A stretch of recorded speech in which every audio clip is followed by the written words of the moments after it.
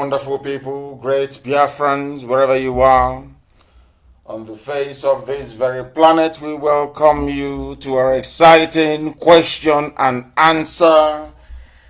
We might also throw in a debate session this very day. Today is the Friday, the 31st of July, in the year of our Most High Elohim 2020. The time now is 6 minutes past 7 a.m. in the morning in the land of Biafra. We welcome each and every one of you, and because this very broadcast is going out to the entirety of humanity, we say good morning, good afternoon, good evening, and good night to some of you. Because the whole world is listening, you can receive this very transmission this morning via my Facebook page at Mazi Nnamdi Kanu. We are on FM across Biafra land. We are on satellite. Some of you might be listening via YouTube. We are on Radio Biafra app. We are on Tuning. We are on Sweet Radio. We are on Simple Radio. We are on Radio Garden. However you have chosen, or should I say, whichever means you have opted to listen to us this very morning, you are welcome. Our lines will be open very, very shortly. I have nothing much to say this morning. I want to listen to all of you. I want to listen to some of you. I want to listen to what you have to say. All your questions will be answered. Anything you have, you bring it on. It will be answered as honestly as possible. Anything you feel may be troubling you, those you think may be worried about the dimension, or should I say the direction we are going, they are more than welcome to phone in to ask their questions this very day. As always, our questions are taken only via WhatsApp and also Skype, and I will make those available in a short while. But as always, and it's customary with us, I must pray this very morning. Very, very important. We are handing over all that we are to the Most High. But before then, you are listening to Mazi Nnamdi Kanu. I am the leader of the indigenous people of Biafra, and by the very special grace of the Most High, a servant of the wonderful people of Biafra. I welcome you this very morning. Of course, this very broadcast was not announced prior to this very day, but as you all know, every Friday morning is our question and answer session. There was a session where we were not able to come live on air, but today we are live and we are direct, and the whole world is listening. Our enemies will do all they can to try to stifle us. They will do all they can to try to stop us. The zoo is paying unbelievable amount of money to social media to stifle, to suppress, and to kill off what we are doing, but they cannot succeed.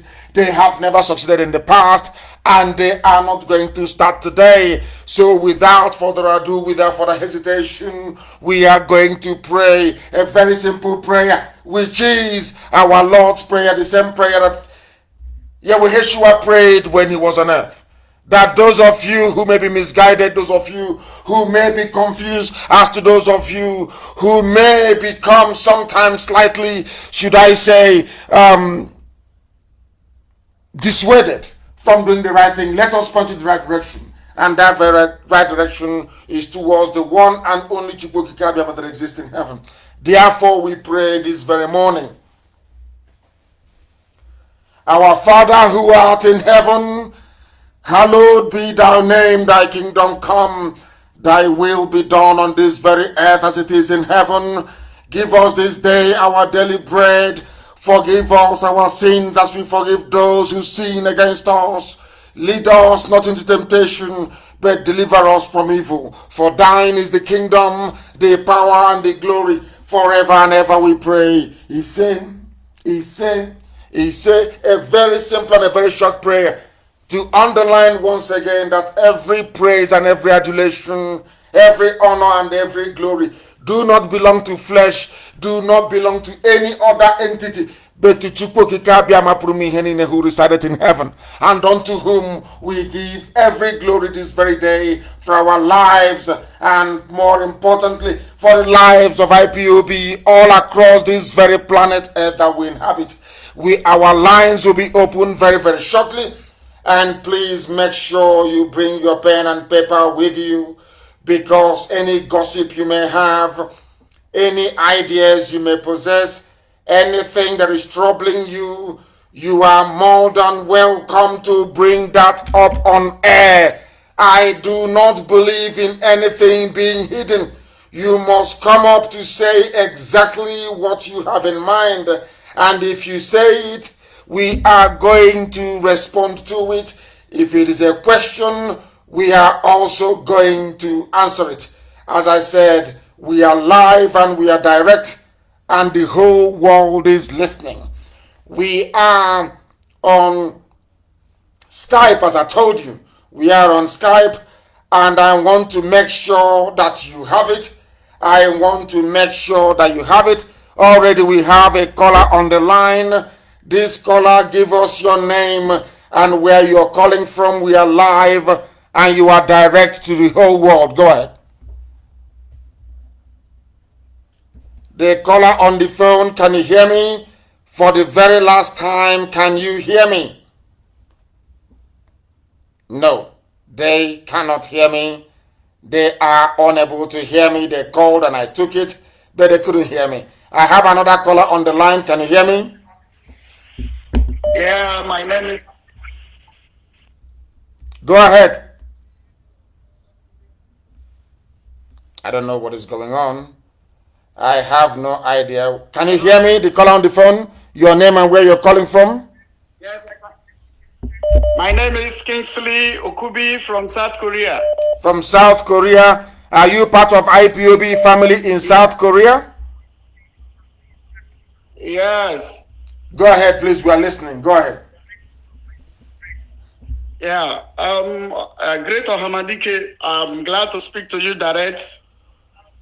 Thank you very much. Please go ahead. The vision I had about you before the zoo sent their men into your house, I had this vision that many, the dead, the one that died during the Biafran war, genocide, surrounded you. And in that vision, you were given a sword to say, hello? Yes, we are listening. Go ahead, please. Go ahead. Okay. To say... And make it very brief. I prefer questions, please. Every dream, every vision, I appreciate. You can call me after this very live broadcast to tell me that, or you can write it to me. The whole world is listening. They want answers to difficult questions regarding our efforts to restore Biafra. What I need are questions, very difficult questions, or anybody who wishes to debate any aspect of what we are doing. I appreciate the dreams and I appreciate the vision. I need questions, please, because the world is listening. Okay. Go ahead. There is a question I want to ask again. Concerns where the name of IPOB was mentioned based on the petition people wrote against IPOB, that IPOB was attacking churches in Nigeria. So my question remains that what effort have you put in place to make sure that that thing are being removed? Nobody wrote anything. It was a concocted report by a band of criminals being supported by the zoo. These are hardened saboteurs being funded by the zoo. No United States wrote anything. There was a very stupid blogging site that works for the zoo called Lumba. A very stupid set of idiots there in England. That very stupid woman. They are the ones peddling this rubbish because the zoo gave money to some saboteurs through Loretta Onochie to be peddling falsehood against IPOB. And in fact, I am disappointed. I am shocked. I am shocked that people have time for such people, for such nonsense. United States never wrote any garbage against IPOB. Not now, not tomorrow, not ever. People go and they concoct rubbish, claiming it's from the US. It is a lie. I challenge them to give you the link of any United States department, be it a governmental organization or non-governmental organization, castigating or saying anything wrong against IPOB. It is a lie. Let me tell people what they do not understand. Do you think we are trying to collapse the zoo, and in the process the zoo will keep quiet and do nothing? They have consultants, they have people they are paying, they have some even religious leaders. They give them money to write rubbish, and they write. The reports you are alluding to, my dear brother, never came from the USA. It is a lie. I warned you people to prepare for such a time as this. Okay. I warned all of you, those of you who are attracted to gossip and to garbage, that a time will come when BBC will join this very attack against my person and against IPOB. They have not come, and you people are collapsing right, left, right, and center. It is a lie. It is a concocted report, and it is a lie. No USA wrote anything against us. Okay, Ohamadike, please, sir. The next question I want to ask you. You remember the history lane? How? Yes, go ahead. We are listening. Are you still there? No, they are no longer there. And please, one person per question. One person per question. I have a caller on the line. That caller is on Skype. Can you please hear me? Can you hear me? I can hear you, Mazi. Please raise your voice for me. Raise your voice, your name and where you're calling from, please. Okay, my name is Ipob One. I'm actually calling from Australia. From Australia? I'm from Obo. From Obo. Yes, before you proceed, I have to ask you a very simple question. Are you part of this noble family of IPOB in Australia? Are you one of us in Australia? No, I tried calling, but the number isn't going through. No, I'm not. Honestly, I'm not. You are not? Okay, please go ahead. We are listening. What questions do you have for us this morning? Please go ahead. Okay, thank you so much for giving me the audience. My question is now, I know you, was it last week you talked about like Nigerian, the National Nigerian Petroleum Corporation being owned by the zoo. Yes, of course. So my question is now, what will happen once this whole zoo thing breaks up? Like Biafra finds its own way, Oduduwa finds its own way, and Arawa. What will happen to those who actually are working for like companies like NNPC, like the Nigerian Railway Corporation, like all these companies owned by the zoo? What will happen to them? What will happen to those who actually worked, rendered their services, and are now retired? Once this whole thing breaks out, are we putting this into consideration? Of course we are. There's something called asset division. All the assets will be divided amicably and in a civil manner. Where we inherit pensioners from these institutions, we are going to pay them. We are going to pay everybody. If you've worked for them before, we are going to pay you. Once the assets are divided, then we will pay those that we inherit.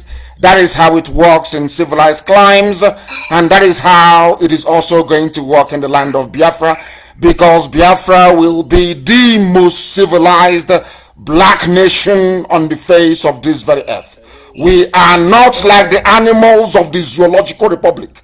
We are civilized beings, and we shall take care of our own, or should I say, any liability that we inherit, including Chinese loans. If we inherit any Chinese loan, we are going to pay it. That is the price of ever belonging to a zoological republic. That is how it's going to go. Was I able to answer? Did I answer your question at all or not? Yes, because when I'm asking this question, because I know a lot of people who actually are working for corporations like this, or who are actually retired and they're getting pension from this corporation. We'll pay them. And their fear is that once Nigeria breaks out, it's going to affect them. Are we putting them into consideration? I know some of them are actually listening to my question, and I'm like, they are grateful that I'm asking such questions. Of course, they'll be taken care of. Also, my my suggestion, before I go, I know you said just one person, pardon me, this is just a suggestion. My suggestion is this: for all these governors, all these politicians who have actually stolen the Southeast wealth, like the Biafrans' wealth, like the oil money and all that, and actually sending them abroad, like to China, to Netherlands, and to New Zealand, and all that. So my question, I know once Biafra happens, I know most of them are going to run because they can't really face what is going to come before them, because they have to answer to the people what happened, how they betrayed our people. My own suggestion is this: once they leave Biafra land and they die, please, they shouldn't bring their corpse to Biafra land. Just like Putin said, he said a lot of them, once they get money, they steal money from Africa, they take it abroad to invest and all that. But once they die, they bring their corpse to Africa. Biafra is not a cemetery. That whole thing has to stop. Since they're not going to face the crime they committed, once they die, they should bury them where they spent their money. Am I making sense, Mazi? Of course you are, and that is what we are going to adopt. If you have stolen money from our land and you've sent those assets abroad, your corpse will never come back home. Putin was right, of course.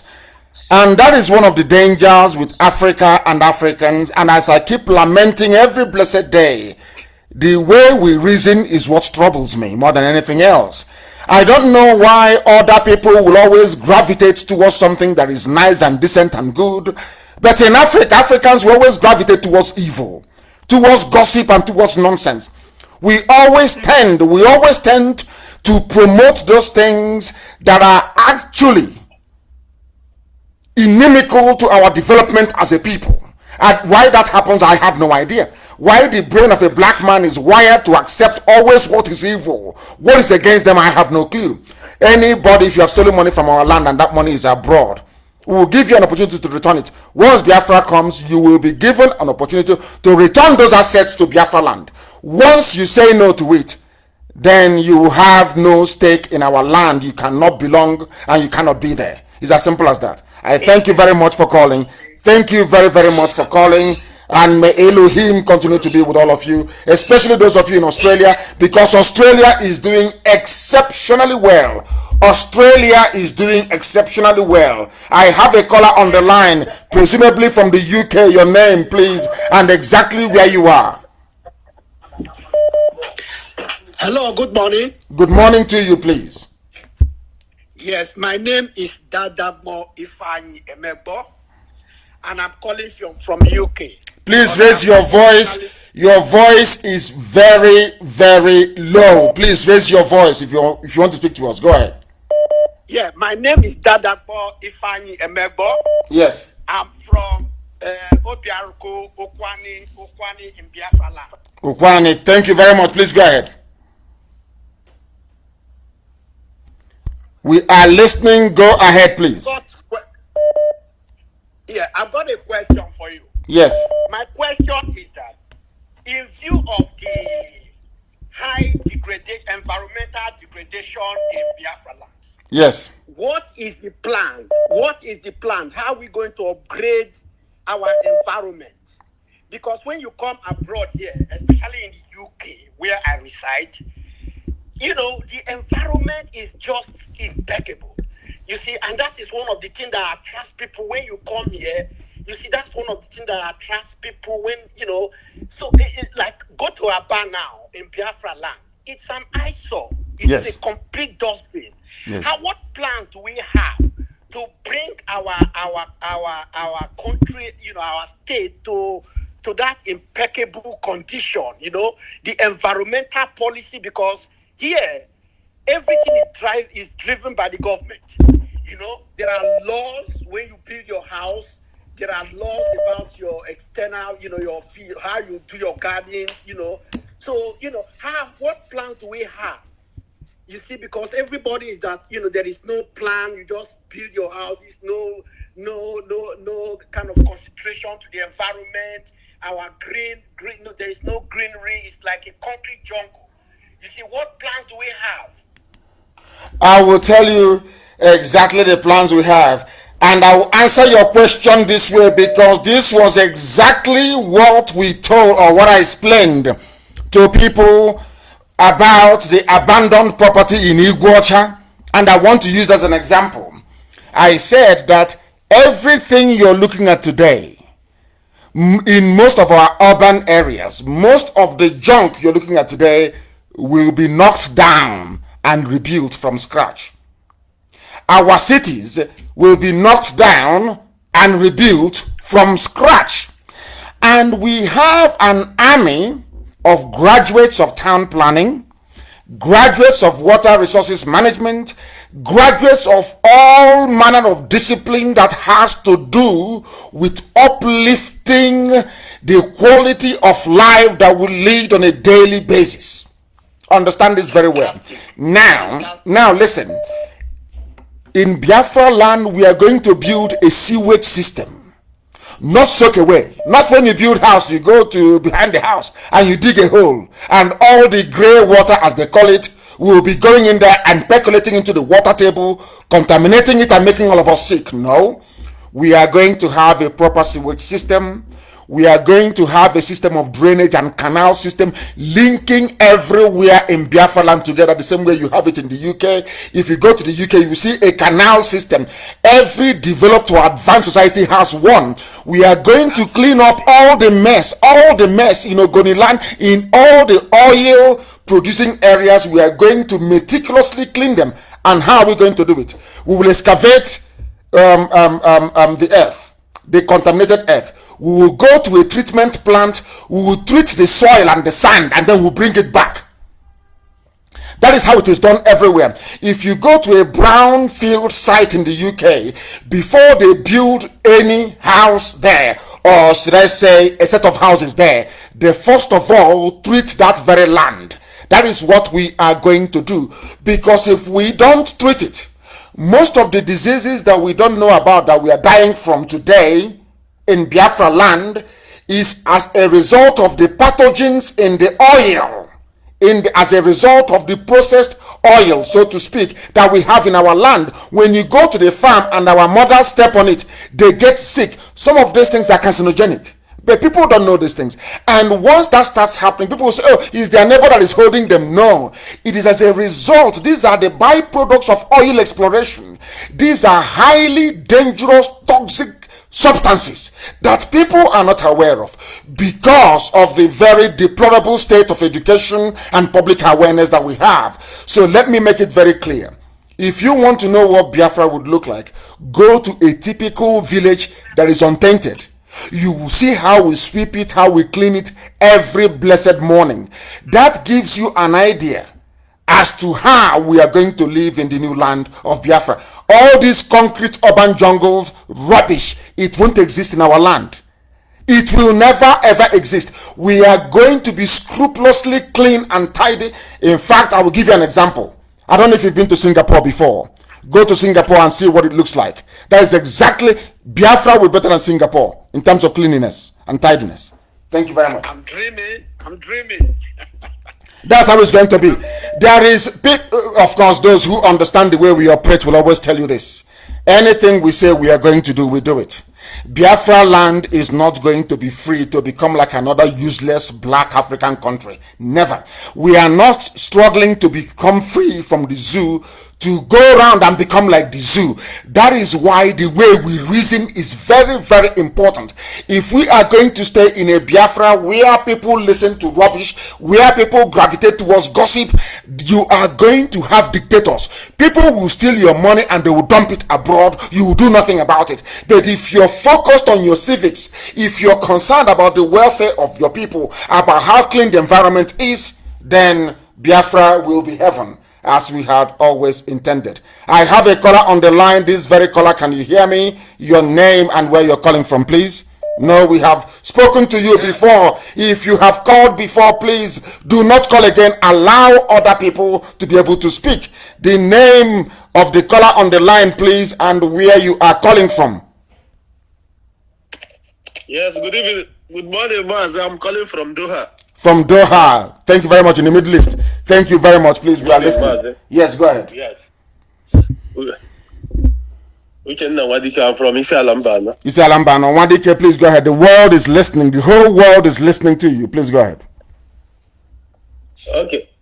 Okay, sir. So I want to contribute about this our 1 million march in US. Yes.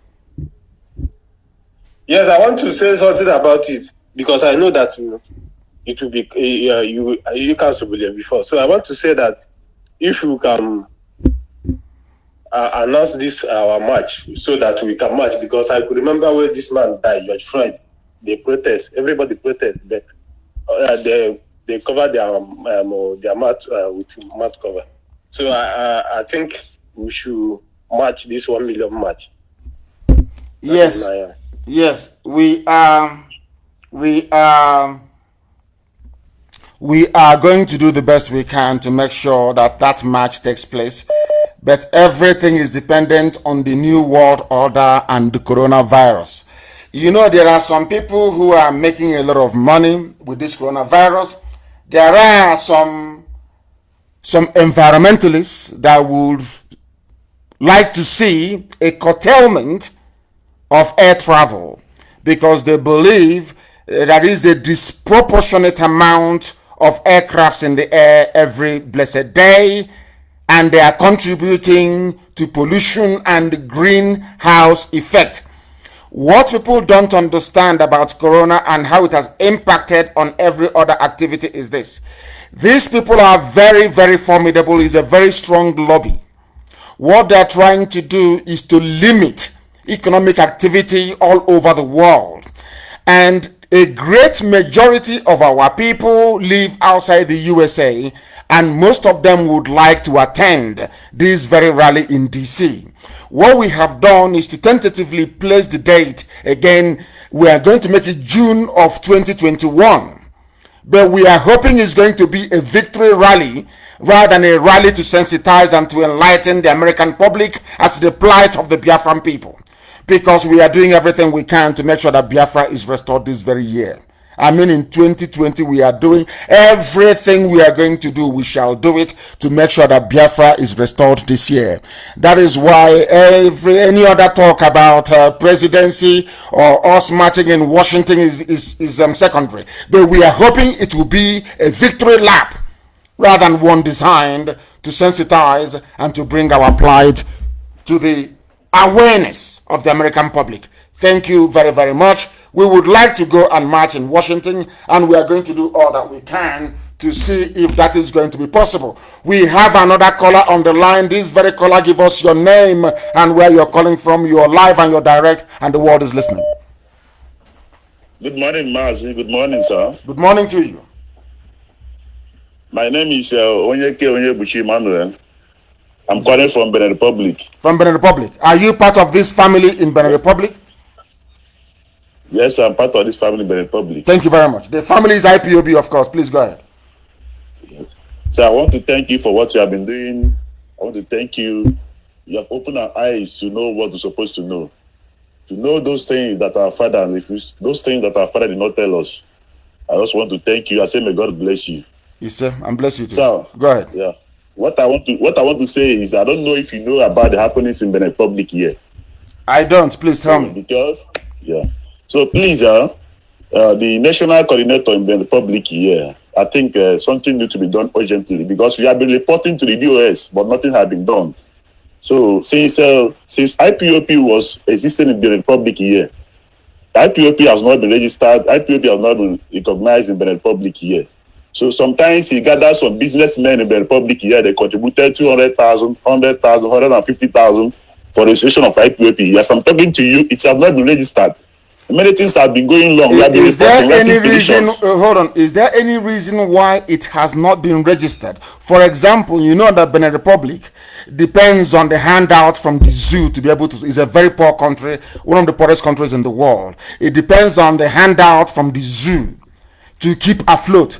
Are you sure that Benin Republic officials have not gone to the zoo, collected some money, and assured themselves that they will do all they can to frustrate IPOB? Are you sure that is not the reason why there is this delay? That is not the reason, sir. I'm also coming, sir. Some people, when you pay your dues, they don't give you receipt. Some people have been paying dues since 2016 up to date. They have not been collecting their receipts. And this is what I'm telling you. You have to set an inquiry. You have to make it. We have been writing petition to the DOS. I will do so. I will do so. And they are listening. Our DOS, they are all listening, and I can assure you that right after this very broadcast, this very matter will be referred to our reconciliation committee to investigate and tell me precisely what is happening in Benin Republic. Because I was in Benin Republic, I have been there to see the family. In fact, I was on my way to Benin Republic with Bright Chimezie Isinwa, Chibezi Wala, and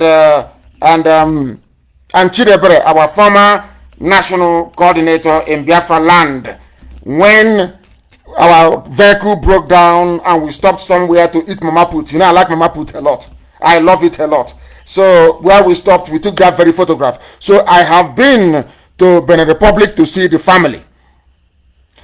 But what I want to state categorically now is that there will be an inquiry, a very thorough one, an exhaustive one.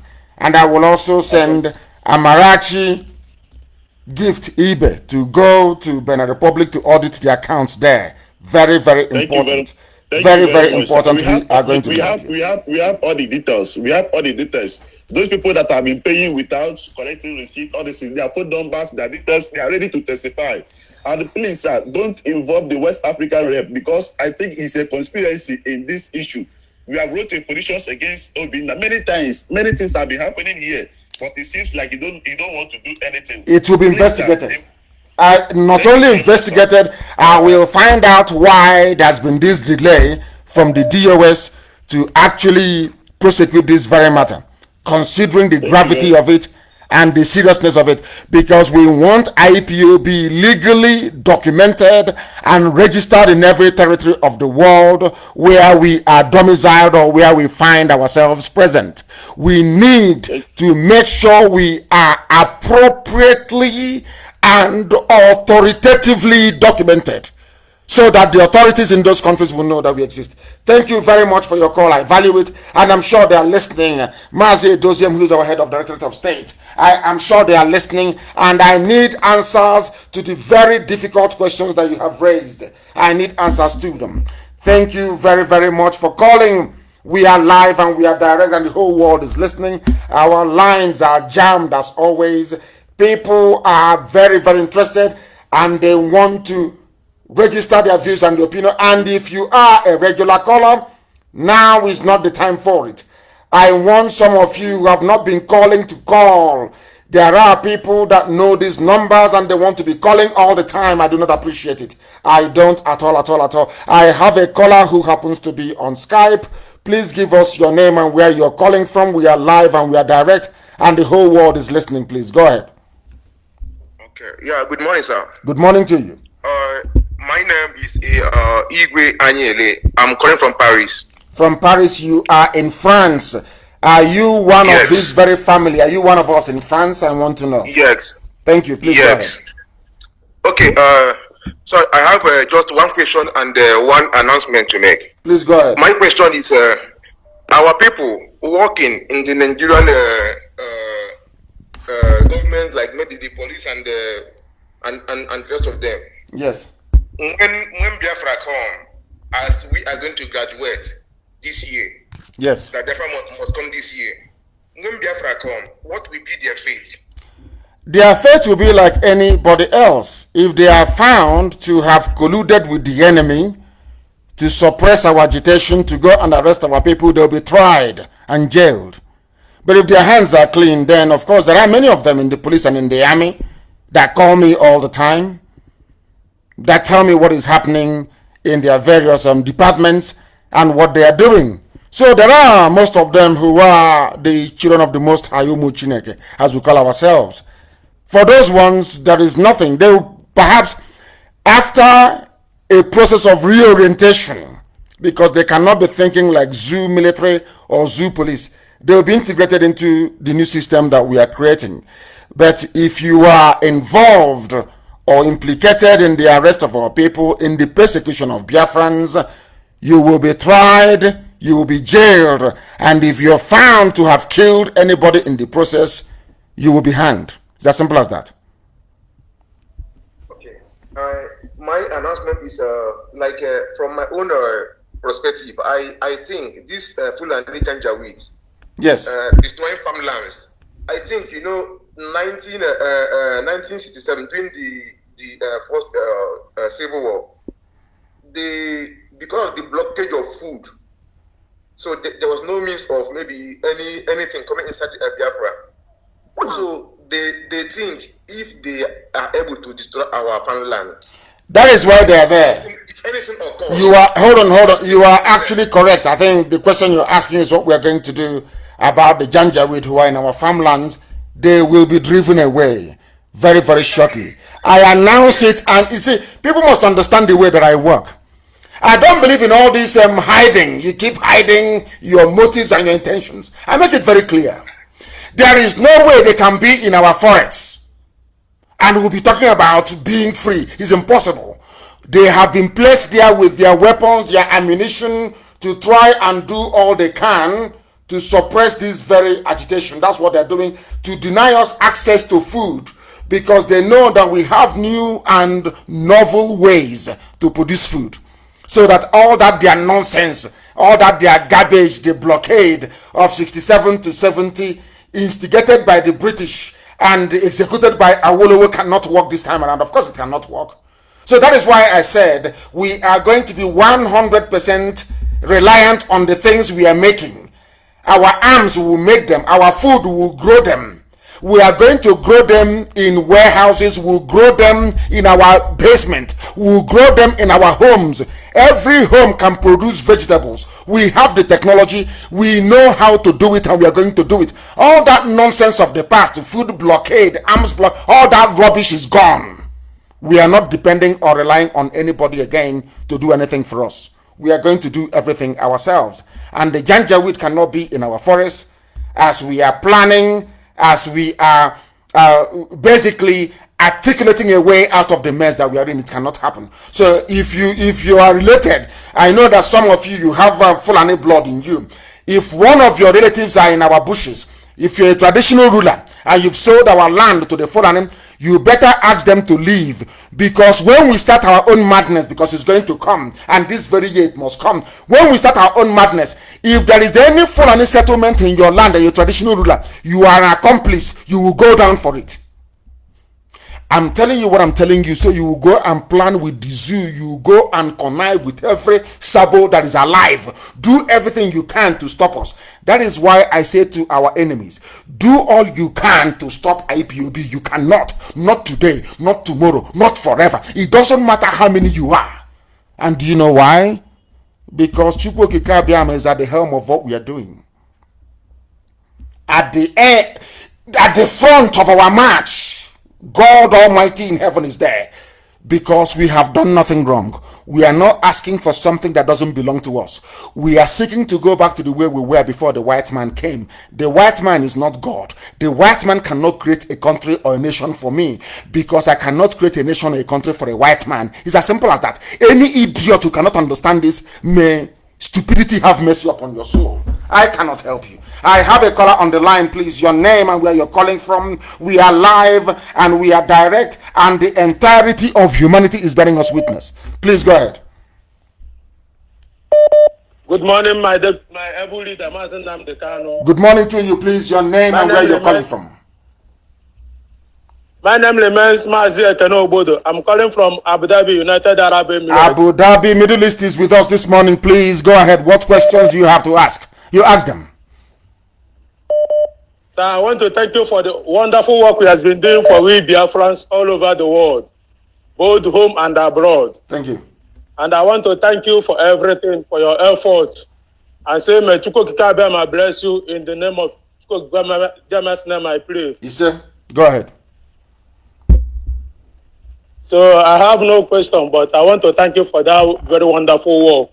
And also all my able leaders in United Arab Emirates. My national leader, Prince Ike Chukwu, and all the rest of them. And also the people that have never been joining our movement, so that they will have the need to join us, and also for us to fight till we get our motherland, which is Biafra. He said, thank you very much for that. And we are not begging anybody to be part of us. We don't have to, because there is no need for it. If you find yourself in IPOB, it's because you are chosen. You were born for this. Chukwu Okike Abiama in heaven decreed that you must be part of this very effort.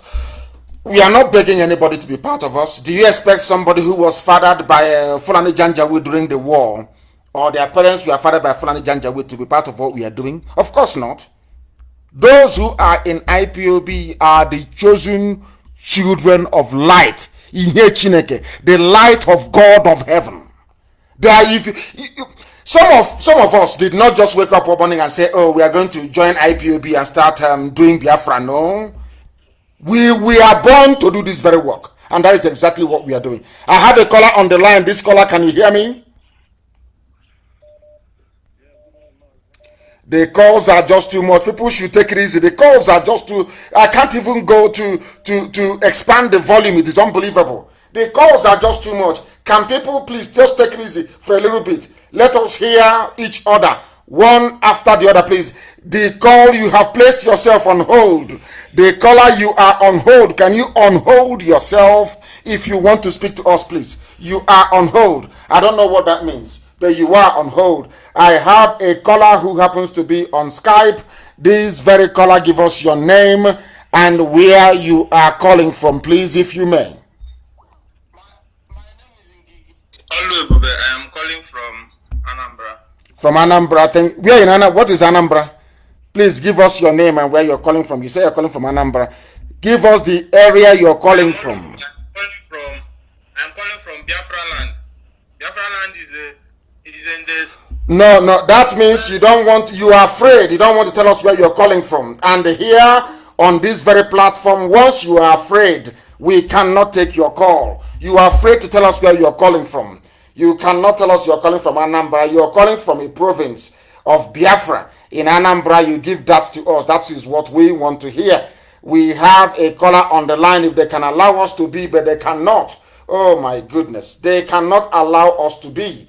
We are trying as much as possible to connect, but too many calls and the lines are being jammed as always. We have this very caller on the line. That caller, can you hear us?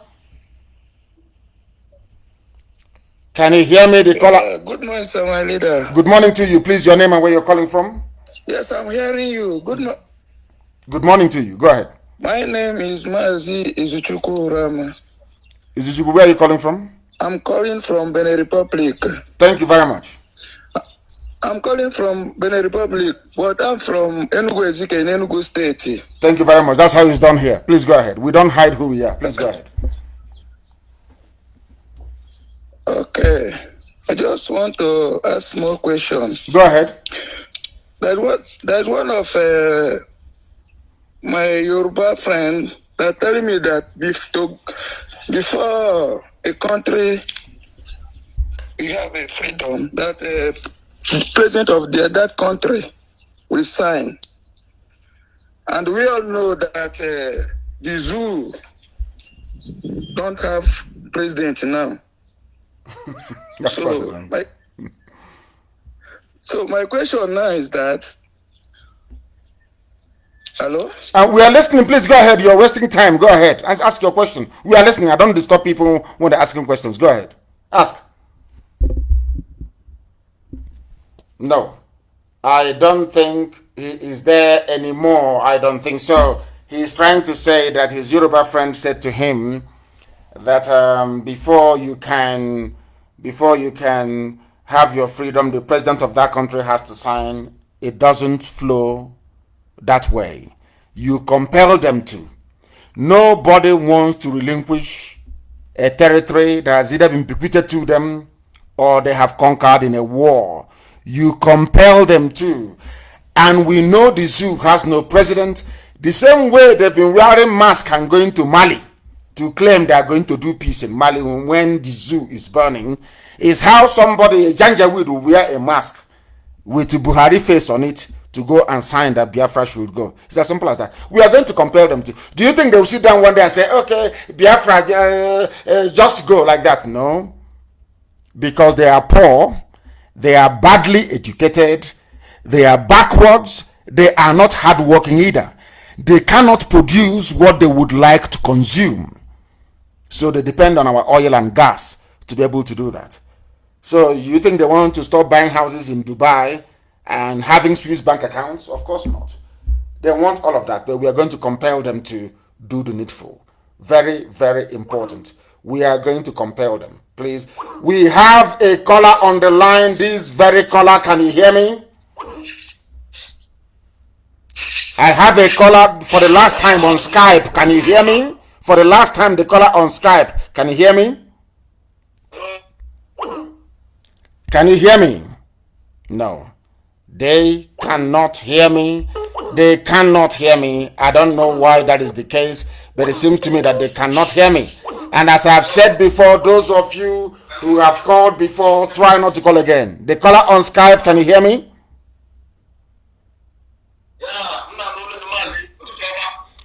Yeah, come.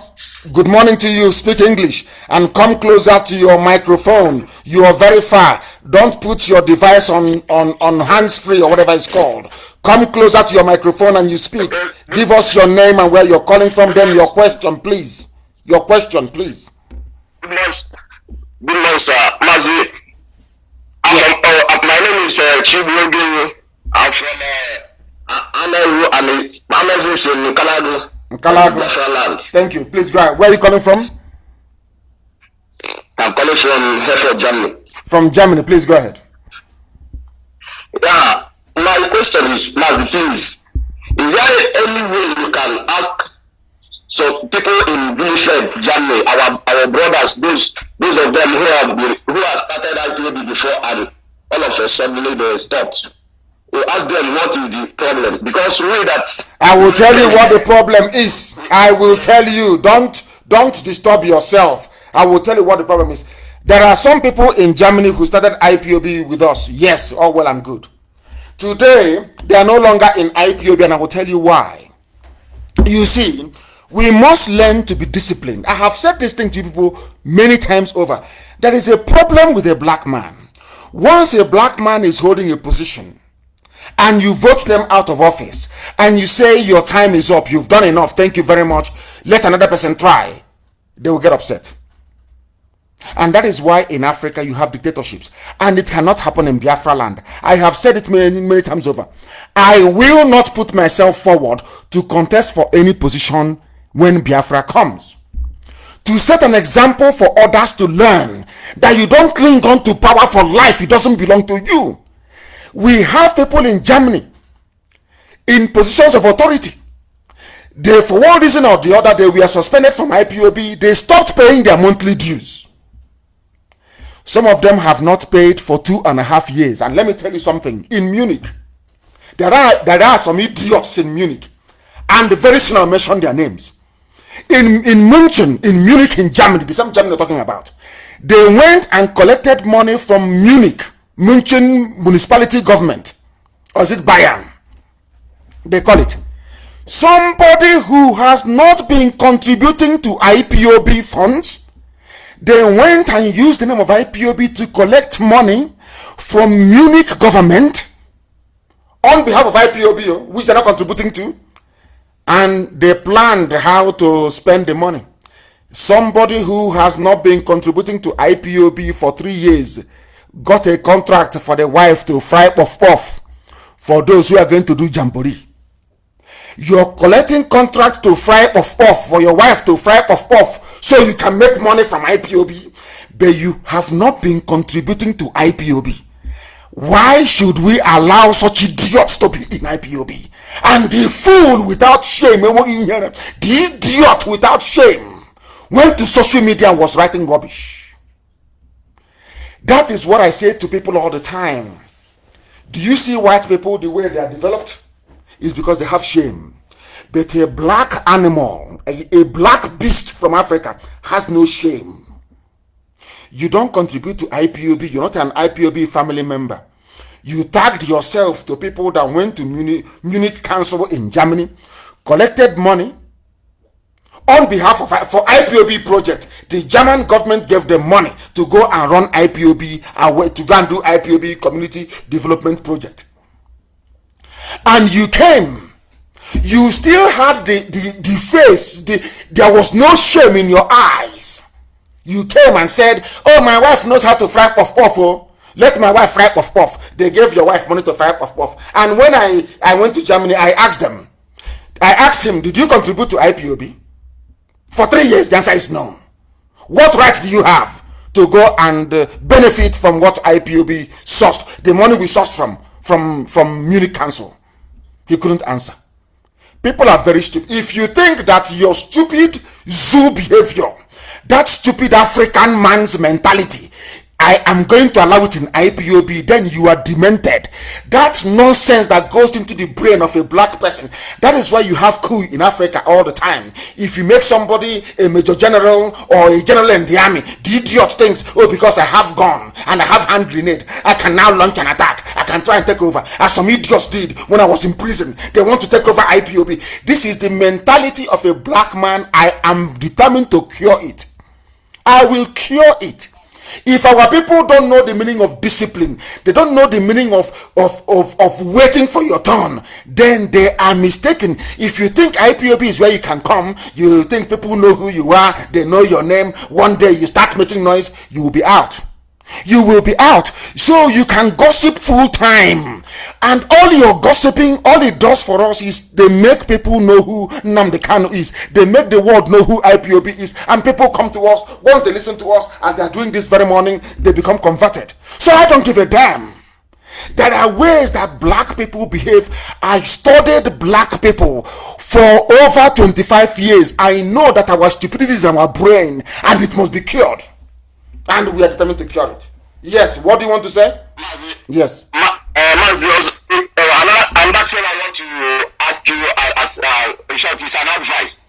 Yes. That guy that sent you message last Friday, his name is Spencer or whatever he answered. Please, my advice is such bastard, you should not be honoring the invitation of such animals, because we all know this guy. I have a brother who knew that guy very well in London. During the time we were in prison, this guy, some other Yoruba brothers, you say we should not be, attacking those Yoruba people again. That is why let me put it that way. They were drinking some of their video where the gather was drinking champagne, laughing that I think Nnamdi Kanu want to come and divide Nigeria, that he will die in jail. But that same person I want to interview you, sir. Please, my own suggestion as of course, I will not grant. Listen to me. Listen very carefully. Listen very, very carefully, please. Thank you very much for your questions. I am not going to grant any interview to any idiot. I can't now. I can't grant interview to a saboteur. Sabo, a born, hardened, hardcore Sabo. I cannot. What for? They are doing a job of filtering out the saboteurs amongst us. And there will be no forgiveness. God is my witness. There won't be any. All these hardened saboteurs, there will be no forgiveness. So the idiots who are going to plead on their behalf in the future, you are wasting your time. There will be none. None, because a black man is foolish. We must teach them that being foolish cannot be a part of the new Biafra. We are dying to make sure that we restore. Never, ever, ever. They must understand that. We are live and we are direct, and I can tell you that our lines are jammed. Completely jammed. I don't know how we are going to do it, but our lines, believe you me, they are jammed. They are jammed. That I can assure you. People are now calling. Maybe Skype is a bit better. And for those of you who are wondering what the Skype is, it's IPOB 2020 at outlook.com. It's called IPOB Biafra. IPOB 2020 at outlook.com. That is our Skype. And if you call us there, of course, we will be able to take your call. Very, very important. And for those of you who have called before, some of you I can see your pictures or whatever, and I can tell. I don't want you to call again. Allow other people to call and have their voices heard. If you have called before and you keep calling, your line will be blocked. Please, I don't want that to happen. Your line will be blocked. Very, very important. Stop calling if you have called before. Please stop calling. Stop calling if you have called before. Stop calling, please. Let us take this call. The caller on the line, can you hear me? The caller on Skype, can you hear me? I can hear you. Good afternoon. This is Biafra. I am hailing from Udi local government in Enugu State, Biafra land. And where are you calling from? And I based in Mumbai, India. Mumbai in India. Please go ahead. Yes. But you see, please, I have this question to ask. Ask it, please. You know, in many of your broadcasts, you normally say that we, the Igbos, we are the Asians. Yes, the old people, yes. Okay. So, the question is this. I listened to this eloquent speaker, this professor from, I think, is it Uganda, Patrick something, I can't pronounce the Patrice name. Lumumba, yes. Lumumba, thank you very much. He made a comment. He said that, as I was watching him, he said that the Igbos did not come from the Jews, rather the Jews come from the Igbos. I don't know if you are getting where I'm heading to. Yes, I am. And he made mention about, I am much concerned about the Igbos. So what I'm trying to say is this: if we are the Asian, that means Israel originated from us, not us originated from Israel. Is that correct? Or am I misunderstanding it? You are misunderstanding it. I have said this many times and I will clarify it again. I don't know why we black people from Africa, we cannot handle, how can I put it, multiple interpretation of a problem at the same time. We only want one single answer. But sometimes in life, things don't have just one single answer. There are multiple answers to one single question. And I'll put it to you this way. I have explained before that there are three people. The Igbo race you see today is a mongrel race. There are three people that make up the Igbo race. Three people. One are the ancient people, the Bijango people, the very old people, very ancient, that nobody can trace their origin. They have been existing in our land from time immemorial. They are called the ancients in Igbo. I also explained that there was a first wave of migration when the Israelites were going back to when they were leaving Egypt to go back to the land of Israel, the promised land. Some people left and came to our land. And I've explained this many times. They came through Sudan, through Niger, through Yoruba land, and they settled in Igbo land. The first wave of migration from there.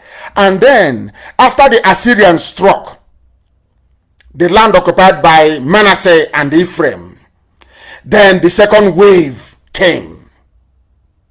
The first wave came, which was mainly, essentially in Anambra, the Eri came, settled at the confluence of Mambla River. That was the first wave. When they came to Igbo, people must understand this very clearly. I don't know why we don't want to accept multiple, should I say, a slightly complex explanation as to our origin. When they came to our land, they met Igbo people. That was why they named places in Agolo, like Agolo Zoibo, which means this is Agolo. From this Agolo, you can go to where the Igbos are living. Somebody else. Now, let me give you an example. Where are you staying? Where are you now? I am in Mumbai. You are in Mumbai. So there is Mumbai. What? There is Delhi also. Is that correct? Yeah. In India. You are in Mumbai. If you want to go to Delhi, when you're going to ask somebody, show me the way to Delhi, how would you put it to that person? What would you say to that person? I would say that kind of show me a road that leads to Delhi. Thank you. I rest my case.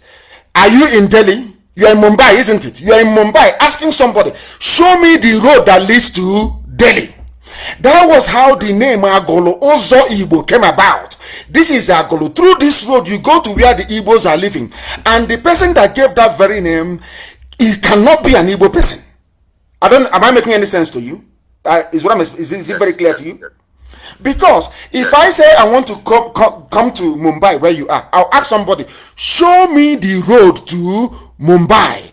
Now, if I take that road to Mumbai, next time, to make life easier for people, I will say, this is the road to Mumbai. But somebody in Mumbai cannot say this is the road to Mumbai. Somebody in Mumbai can only say this is the road to Delhi, perhaps. Do you understand what I'm saying? That was how it happened. Yes. That was how the name Agolo Uzo Igbo came about. When our forefathers came, those that broke away, when Moses was leading the children of light away from Egypt into Israel, some broke away and came. And when they arrived, if you go to Aguleri and Umweri, when they arrived, they were the ones that said, "Na ndi Igbo bi ebe di etu a." There are people called Igbo people and they are living at so place.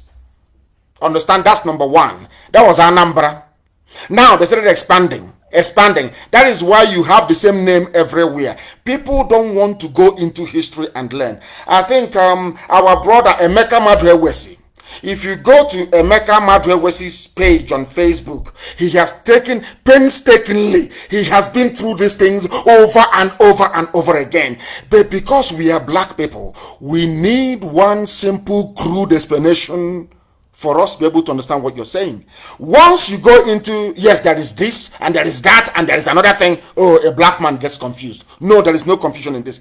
Now, that was the first wave. That is why you have Umweri. That is why you have Aguleri. You have Ora Eri. You have Owe Eri. In Imo State, Owerri. It's called Owe Eri. The same family, the same lineage. That's number one. Then, the second phase came from northern Israel, from the red lands of the Manasseh and Ephraim. And they are the Mbise, Ungwa people, some parts of Abia, and Arochukwu that you're seeing today with Onhafia. That's the way it is. The second phase, these are the people that have now tested, they knew what life in Israel meant. They are the ones that came. That is why I keep asking people this question. Listen very carefully to this. I keep asking people this question. Apart from the Fulani people that brought their version of light skin as a result of intermarriage and interbreeding with the Moors, who were also half Arabs, can you tell me any other people, any other race you can go to across West Africa that has light skinned as we are? That can give, none. A mother can give birth to Beke. You see, they give birth and that child is almost white, with no contact with white people whatsoever. I want to ask you again, if you go across the entire coast of West Africa, are there any other group as light-skinned as we are? None. If you go to the Sahel, are there people who are as light-skinned as the Fulani people are, by virtue of their should I say, mixing with the Arabs? Any other people? I don't know much about that. No, I'm just telling you that there's none. So that is what tells you about your DNA, about the proof as to where you... And I keep asking people this question. Is it a coincidence, therefore, then, that the same... Let us use Jesus Christ as an example. Jesus as an example. How is it, therefore, then, if there is no interconnectedness or interrelatedness, why is it that it is only Israelites and Biafrans who praise God by the name they give to their children? I repeat, if there is no interconnectedness, and I don't even want to talk about circumcision, no, let's leave that apart. Let me ask you this question. If there is no interconnectedness, why is it only the Jews, the Israelites, and Biafran people that worship God by virtue of the name they give to their children? I will give you a very simple example. Do you know that the name Chizoba is the name that Jesus Christ was given? Do people know the meaning of the name Yeshua? Do they know the meaning of it? Or Yeshua for short? Yeshua means only God can save. God saves. And in our land, before the white man brought his Bible to us, we were naming our children Chizoba. I want you to go to the scriptures, go to the Torah, and look for any traditional Jewish name. Be it Nehemiah, Hezekiah, anything you want to look for. Go and find that name and find the transliteration, you will find the name in Igbo land. The same thing. When you say to people that the name, you call Jesus Christ, Jesus Christ, Jesus Christ, his name is Yeshua. Yeshua means Chizoba. Yes. And in our land, that is Chizoba. Yes. And there was a, now let me come again. There was a priestly clan, the house of Levi, or Levi, as they may call it. Yeah. Holy people. The same way we have holy people in Arochukwu in those days, before the Jukun people came and taught them how to sell us, and they started selling us, and the glory of God left Arochukwu. As simple as that. People don't understand. And they say, is it Binobabi? And I say to them, no, it is not. The same way the temple of Solomon was corrupted, the same way God said, don't bring idol into this temple. If you bring idol into this temple, I will ask a foreign army to invade you. This temple will burn down. The same thing happened in Arochukwu. God said, don't bring any idol into my temple. People said no. They started selling people. They started doing deals. They started worshiping idol inside our temple, which was the so-called long juju. And what did God do? God sent exactly what God did to the temple in Jerusalem was exactly what happened in Arochukwu. A foreign force came in the temple of Solomon in Jerusalem. They sent the Romans. The Romans burnt it down. In our own case, in Arochukwu, the British came in 1904 and destroyed it. The same history, the same people. The same we have the Levites, the Levitical priests is how you have Arochukwu. People sent their first sons to go to Arochukwu to learn how to worship God in truth and in every honesty. That is why it is there. Arochukwu. Do people know the meaning of the word Chukwu? God, Arochukwu. I don't know our people, they don't understand common sense and history. I don't know what is wrong with them. They only want one explanation. That's why we are so mundane and our brain is very dull. And I repeat for the last time, 3 people make up the Biafra, and everybody. You see Efik, Ibibio, you see Ishekiri, you see Anan, you see Isoko. Even Isoko, they answer Igbo names Isoko. Are people aware of that? Urobo, are you aware of that?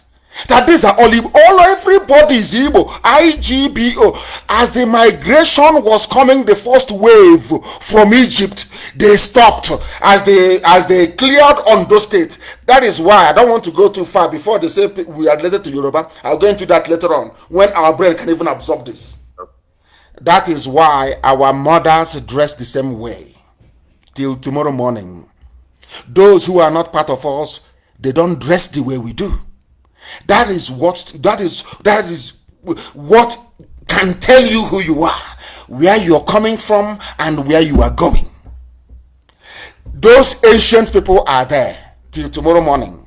We intermarried, we interbred, and we all became Igbo. All of us became Igbo. All of us at the same time, we became Igbo. The ancients were there. The first wave came. The second wave came. As simple as that, please. And I call it the Holy Trinity. The very genuine Holy Trinity of Biafra. The ancients who were on the ground, the first wave from Egypt, and the last wave that came from the Holy Land. Thank you very much for listening. We are live and we are direct, and I love such questions. I want intelligent questions, please. People should ask difficult, even if it is the one you have heard from a Sabo somewhere. Ask us as the one from Germany. People that you give respect to. You know, black people, one day it gets into their brain, they think they've arrived. Oh, I can break IPOB, I can start my own, I can do this, I can do that. They try it and they say that there is no way out. They cannot survive, they cannot succeed because they are not part of us and can never be part of us. The caller on the line, can you hear me? We are live, we are direct. The whole world is listening, and this is Radio Biafra. Please go ahead. Yeah, this is Fortunatus Eze. I'm calling you from Lobuku in Umunochi local government. The land that has been taken over by the Fulani Janjaweed? Thank you. Yeah. It was given over as the first Ruga in Abia State. The first Ruga in Abia State by Otis Okalo gave it to the Fulani Janjaweed, and today they are killing us there. That is the brain of an Igbo politician. That is the way they operate. Very so sad. Please go ahead. Go ahead. Sir, it is a very disheartening situation that even our mothers had to go on a rally on Monday. Some of them went on bare-chested rally complaining and agitating, chasing the Fulanis out of our land because they have taken over our bushes. They have prematurely harvested our crops. And these crops were taken to the king's palaces, where they have supported the implementation of this mayhem. So I am asking and pleading that IPOB should come to our rescue, probably within the security measures, to at least curtail the situation. Because right now many of us are not in town and we are afraid to go back because many of us have gone to search for greener pastures and probably the villages are scanty. So these people are taking this advantage and are using this against us. Now they are much in our state, in our village. Looking at the way the Abia State government has already isolated our path from Abia State, invariably. Now, this issue is coming up now. I think all of us are in danger. We can't even travel very safely. All of us are in great danger. This rally will also continue again next week. But at least we need a backup, like something that will calm us down, will give us more hope. Because I think the time as we approach the day going nearer, we find out that things are really getting worse.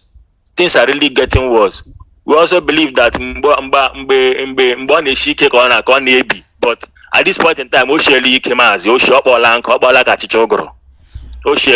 thank you very much. And I will answer your question. No, thank you very much for that, please. So others can also come in now. I keep saying this all the time, and I'll keep saying it until we learn. You know that they say if you want to hide something from a black if you want to hide something from a black man, put it in a book. We don't read. And I am sure that Lord Buku, there are some saboteurs from there. Sabo from there. As their Eze, the local traditional ruler, is one of them. They don't learn from history.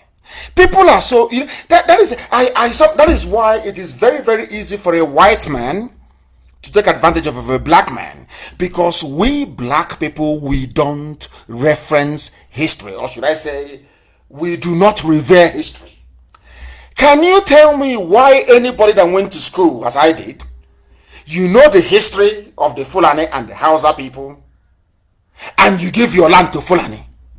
Is the worst mistake you can ever make in your life. The very worst mistake. They are like a parasite. They are like a leech, blood-sucking demons. And in the olden days, they may not have gotten away with it, but now you have Britain supporting them. Britain has an agenda. The agenda of Britain is to stifle Biafra, to kill off Biafra. They are working for darkness. They are working for Lucifer. All that they have in their brain is, how do we destroy Biafra? Because Biafra is the light.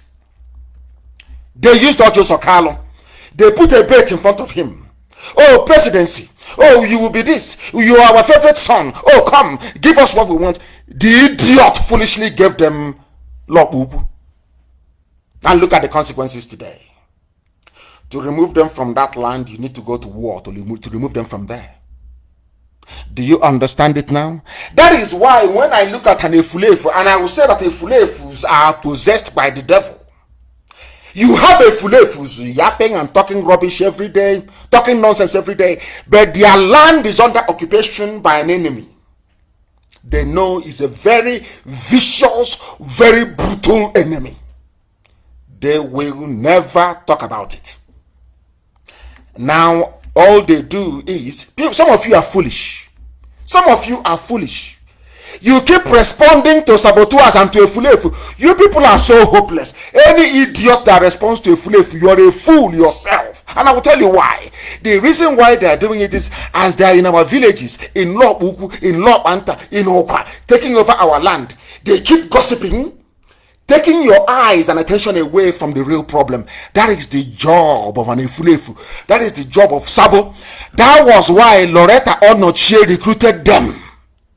As they are writing and taking your eyes away from the real issues and focusing on gossip, your land is being taken. By the time you've run out of data, or you're tired of gossiping, you go back, you no longer have a village to go to. Your mothers will start protesting. You don't know? Some of you don't know the amount of enemies that Biafra have, because white people can see what a primitive black man cannot see. White people have deduced that it is only Biafra can save Africa. They know it. So what they have done is to go and groom a very primitive race like Fulani to come and sit on top of us. And given that black people are susceptible to envy, a black man will not envy a white man who's doing very well. No, of course not. He will admire him. But a black man, once he sees another successful black man, the first thing that comes to their mind is envy and destruction. That is the part of the DNA in a black man we are going to remove in Biafra. That DNA of jealousy and envy and evil in a black man, we will remove it in Biafra. We will take it away from all of you who are cursed and who are possessed. Of course, we remove them. We are going to pursue all of them from our land. They will live. And the day we commence our pursuit of Fulani from our land, you will see the world media, BBC will start writing. You see that satanic BBC, that work of Lucifer, that Jezebelian establishment, that BBC, you will see them, they start writing. And I feel very, very ashamed that despite what BBC did to us during the war and what they are doing now, some so-called prominent Igbo people will go to BBC to go and be talking rubbish. You give them audience. When they came, we asked them, are you for real? They said yes. I gave them interview. My wife gave them interview. People, they will realize that their mission was to destroy. Their name is just BBC Igbo. The same way we are being destroyed today, the same way that the mission of some governors, because of what they can get for themselves and their children, they sell all of us. And when you see us in IPOB, we are dying. We are every blessed day, we are doing the best we can to save you. You can't even understand it. Because you're a nigger, you're black, you're foolish. Your brain cannot comprehend. Now you understand it. I remember the idiot writing, oh, don't give money to any pro-Biafra group until they sit together. The idiot has not contributed one dime in 3 years. The bastard has not contributed not one single penny in 3 years. That is a black man. That is how they listen. That is how they behave. And that's why we are poor. That is why families in our land conquering us every blessed day. And you are busy responding to fools when your land is under occupation. That is their job that they're doing.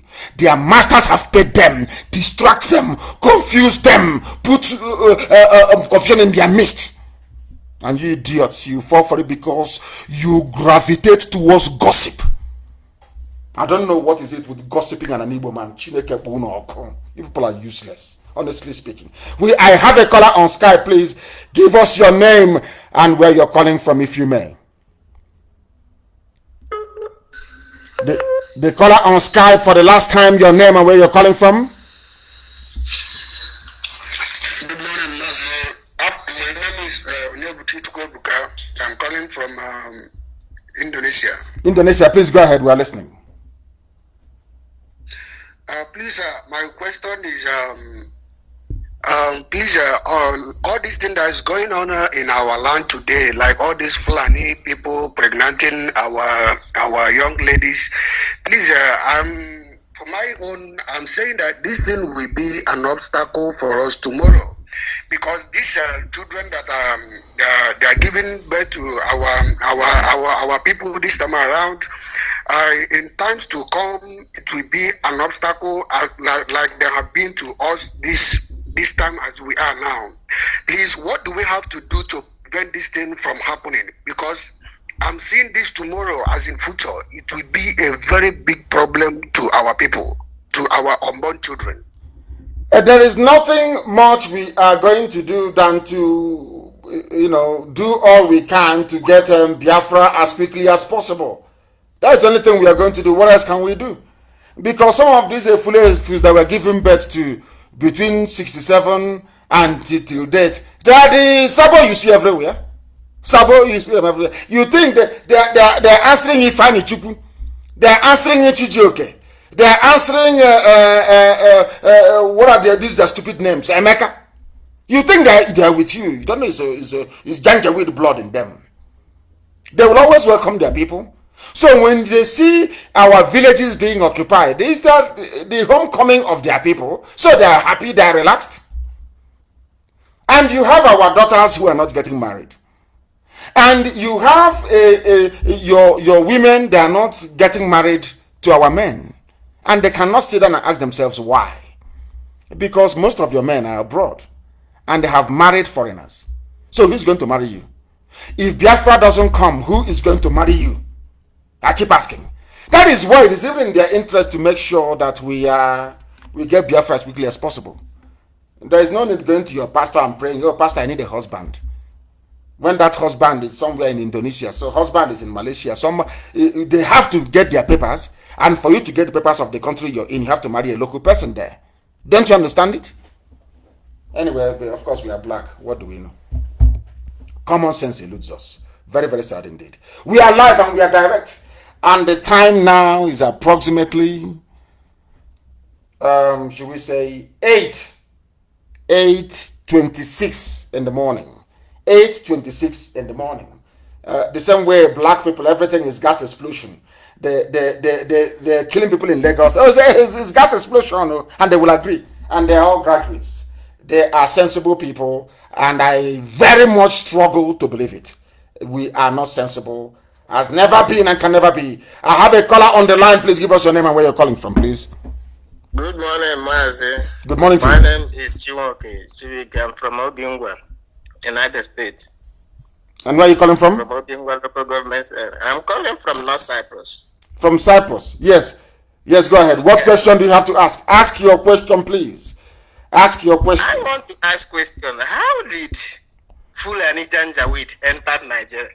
And why did the British love supporting them so much? The British, because I have said, the British has a mission. The British wants to play Lord. You know, look at it this way. Do you know the meaning of the word Lord? Do you know the meaning of the word Lord? Yeah. What is the meaning of it? Yes. A lord, let me say, a kind of someone, he's at the top.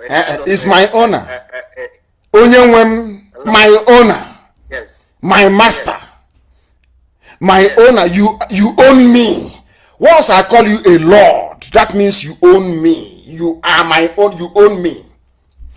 Do you know that Lord is a name that is reserved for God only in heaven? Yes. Good.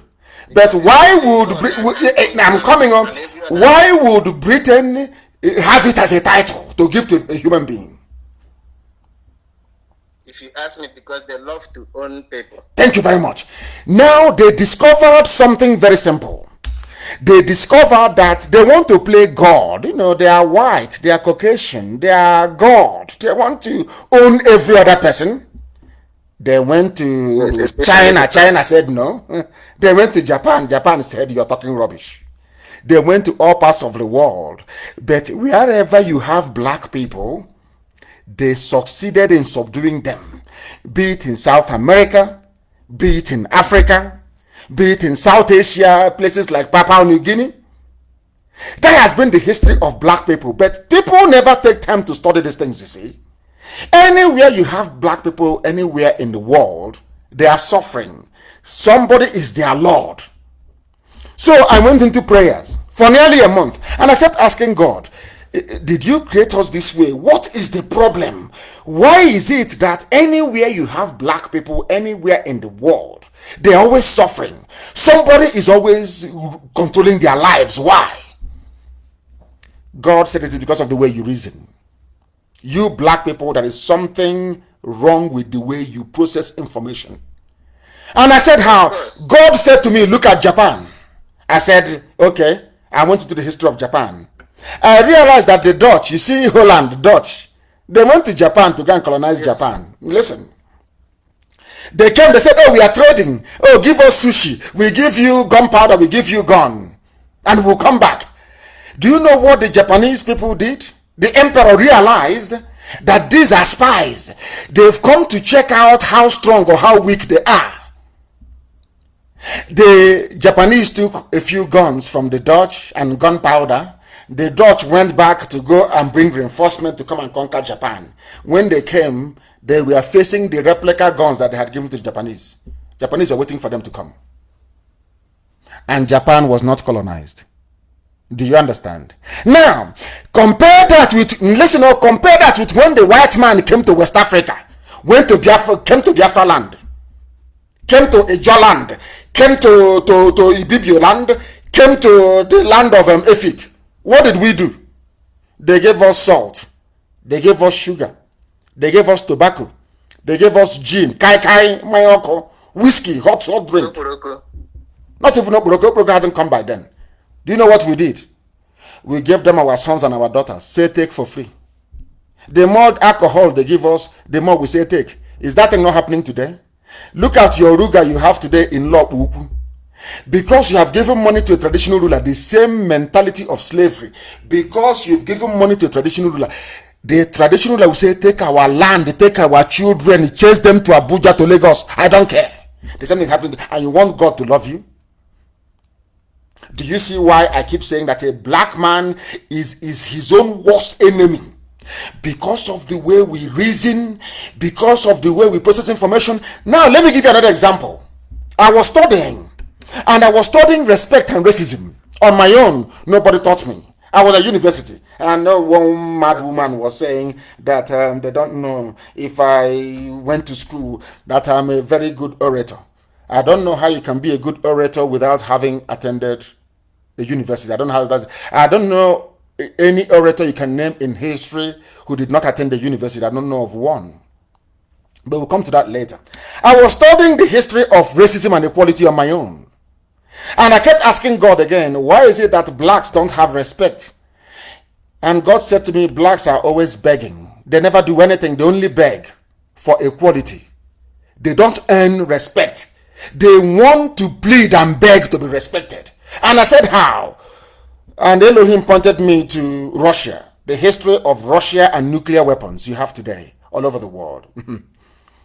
After the Second World War, Russia realized after America had dropped a bomb on Hiroshima and Nagasaki that America possessed a force that could allow the USA to rule the whole world. Do you know what Russia did? I'm asking you, do you know what they did?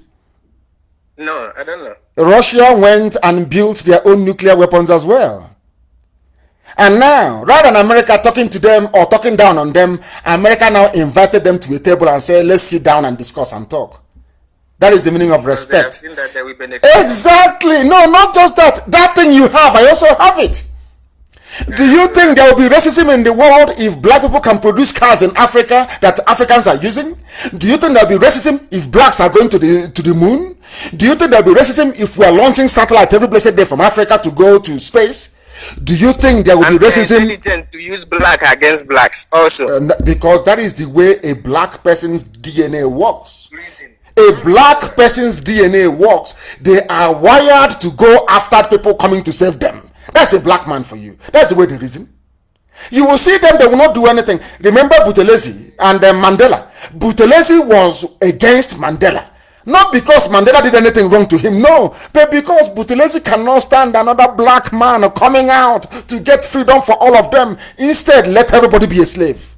That is the brain of black people. That is why we are backwards.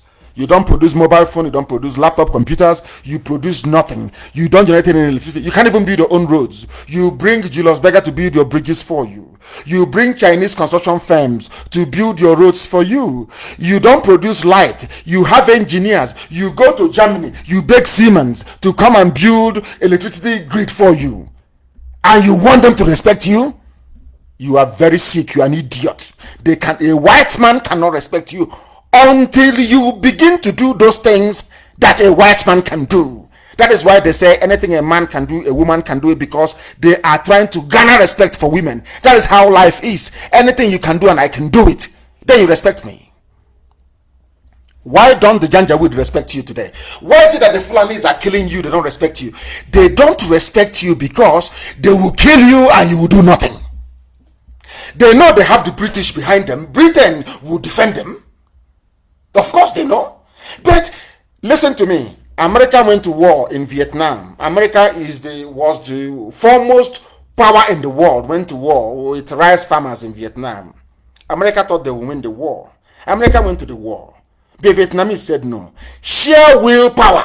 Vietnam said no, you can't conquer us. That is how men behave. If it's black people, oh, give up now, sign, surrender now. Our children are suffering. Why can't you just surrender?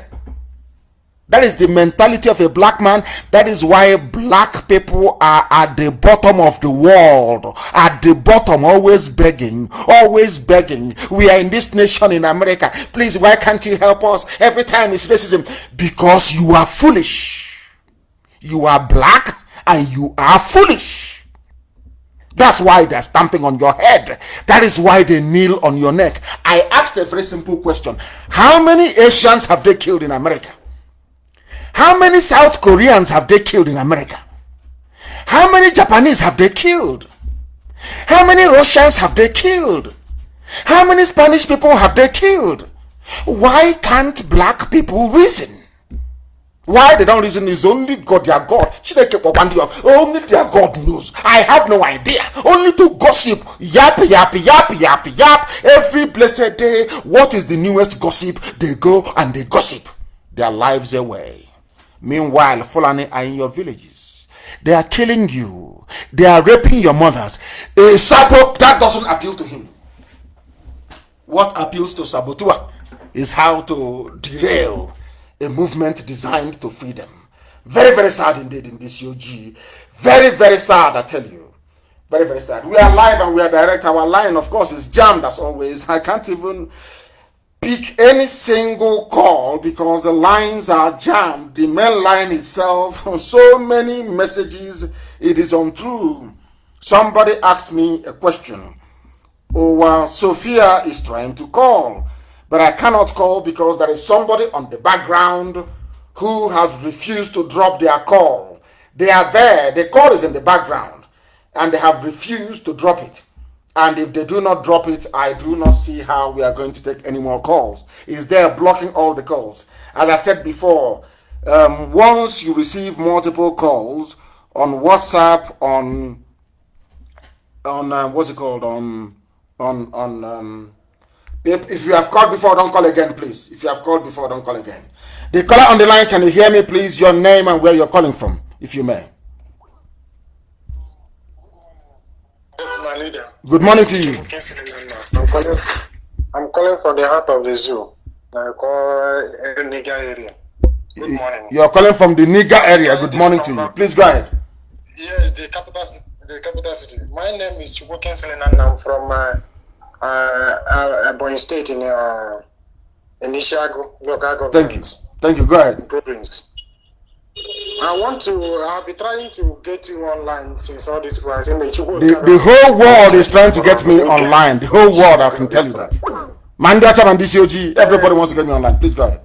Yes, I say may God bless you. What I want to say, there is one of our brothers from Igala. I want to ask, because they are saying that let us I'm a member of IPOB family in Equatorial Guinea before I left. I come back to the zoo. Yes. So one problem or the other. Yes. Then the man is from, but he like what we're doing. I want to ask, because we are only two now. So he said that let us form a family. I'm telling him let us form a family. He agreed, but I call our deputy there in Malabo there. He said that we should wait until maybe when we get 4. Then that is when we can. They will give. 2 of you can start a family. I know you have a family in Equatorial Guinea. Maybe you can start a unit. I will try and ask. We are there. And now that you have mentioned Equatorial Guinea, I have something to say about it. Later on, please go ahead. Yes, not something. Yes, I'm a member. That's what I'm saying. I'm no longer in Equatorial Guinea. I'm in the heart of zoo. That's where I'm staying now. I do not go back to there.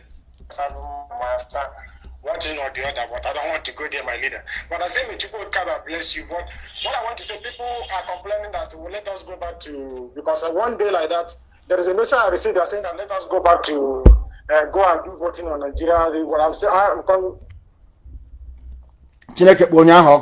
Who says you should go and vote for who again? They have come again with a stupid vote. Who said you should vote? It will be a child play, because it will be a child play. Who said you should vote? There is what they are many are these people that These people that say that those are our to call themselves leader because I believe they are not our leader. They are dreaming. They are dreaming. I can assure you that they are dreaming. My dear brother, they are dreaming. I can understand there could be a debate as to why or to have somebody in charge of our land, let's say state elections or whatever. That can even be understood, you know. But to tell me to go and vote in a zoo or no, we allowed that to happen the last time as a gesture of goodwill to prove to them that the zoo elections can never work. We have proven that to them. People voted in Imo State and they took number 4 and made him number 1. And they have come again. Oh, please. Oh, please. Talking about Equatorial Guinea, of course, a gala is Biafra land. Today, there are Igbo people in Equatorial Guinea. It is a recognized language there. In the next 100 years now, should people continue to give birth to a Fulef? They say, oh, they're not Igbo. Hey, how come? I don't say that. But they are there today. Go and check. They are there in Equatorial Guinea. Igbo language is spoken in Equatorial Guinea. They have a community there. And once Biafra comes, they will come back home. Those that want to come, they will come back home. And I've said it before. They say the landmass of Biafra land is not that big and all that rubbish. And I'm saying to them, once Biafra is restored, every black American that wants it will be given Biafran citizenship. Any black American who wants it will be given Biafran citizenship. They will all come back home. Instead, we'll build a 100-story building. If 1 single building that is 100 stories can contain the whole of Afaruku, my entire village can live there with space to spare. So we know what we are doing. So for some of the idiots saying there is no land, what are all that rubbish? Why do you think man conceived skyscraper? Why do you think so? Why, I ask you? People who don't know anything. They are playing with Biafra. They don't know the plan we have for Biafra. You see Alamajiri, they will be begging to come to Biafra land to buy houses. You know, they will still be, you know, and they'll keep stealing. Even in the zoo, they'll keep stealing themselves dry. That is how they are. Because they believe in feudalism. But in Biafra land, I can assure you, in the land of Biafra, when they come, we'll say no to them. We are going to build a masterpiece that when you see it, you will say, I would never in a billion years believe that black people are capable of being reasonable enough to build a nation like this. That is what we are fighting for. We are not against anybody. We want to be able to lead or live a dignified life on this earth. Dignity. Not all the time begging. All the time begging. Oh, please accept us now. We are black. You are discriminating. Every time. You people have no shame. Black people, we have no shame. No class. If I was a black leader at the turn of the time that slavery was ended in America, you know what I would do? I will go and take a land somewhere for only black people to develop and to grow and to build. Do you understand it? I will grow it. That's what we are doing. When people look at the size of IPOB all over the world, they marvel. They say, how is that possible? Something that no one has ever done before. Nobody. Not even our great leader, our eternal leader, was able to do what we have done. We have no media. You know, if you don't have any media, you cannot do anything. I said we create our own. Did we not create it? Did we not create it? They said, oh, they won't listen to you. Nobody. I said, we'll make them listen to us. They won't write about you. I said, we'll make them to write about us. Continue doing what you're doing. That is why we are as formidable as we are today. Unstoppable. Everybody was every other people. Look at when OPC came, their leaders supported them. Their governors, everybody supported OPC. Yes? When Boko Haram, even a terrorist group came, Boko Haram, They enjoyed the support of the late Buhari. All the North, they were with them because their aim was to remove Jonathan. When ISWA came, ISIS in West Africa, all the ruling heads of the North supported them. Now are you following? All of them gave them support. But the time IPOB came, first was Masop. It was Rike came, and he suffered and suffered and suffered. Sometimes I can understand how they frustrated him. He suffered and suffered and suffered, went to jail, people were killed. Sabo ganged up. They kept frustrating him to the point where they converted him into a Sabo like themselves. You don't know, I read all those things. I took time and I studied everything. I knew. I know that there would be obstacles. I knew it. I know our people will fail. That was why before I went to the zoo in 2015, I said, I will not let you down, but you will let me down. But fortunately for me, you don't know how much I love IPOB. You don't know how much I love you people. You have no clue. You have no understanding. As I was in jail, I was in detention, incommunicado. Somebody came to me and said, do you know what is happening outside? I said, no. They said IPOB have blocked Head Bridge in Onitsha. They have taken over everywhere. I said, what? He said, yes. I said, why? They said, because they will not let you down. I shed tears in prison. I said, my God in heaven. They said, we will not let our leader down who has been. He said it before he was arrested. My deputy chairman went to the archives and brought out the clip where I said, I will not let Biafrans down, but they will let me down. Biafrans went mad all over the world. They blocked Head Bridge on it for 4 days. And the world knew who Nnamdi Kanu is. Do you see how we roll? Then how can I disappoint such people? I would rather die than disappoint them. It's impossible. Impossible. Do you see how we came to where we are today? Why Chukwu Kikabiama is with us? Why anything we touch turns into gold? Why we are able to do things that other mortals cannot do? There is nobody. ANC was arguing or agitating for equality. One man, one vote in South Africa. They were not asking for separation. But you see this IPOB, we are going to make Britain understand that amalgamating the North and the South was a mistake. And they will accept it. Write it down on a piece of paper and mark my words. They will accept it. That coming to Africa to create nations is an act of racism. All of you are jumping up and down saying Black Lives Matter. Let's end racism. I am the core of racism. The real racist construct are the states you have in Africa. That is why they cannot develop.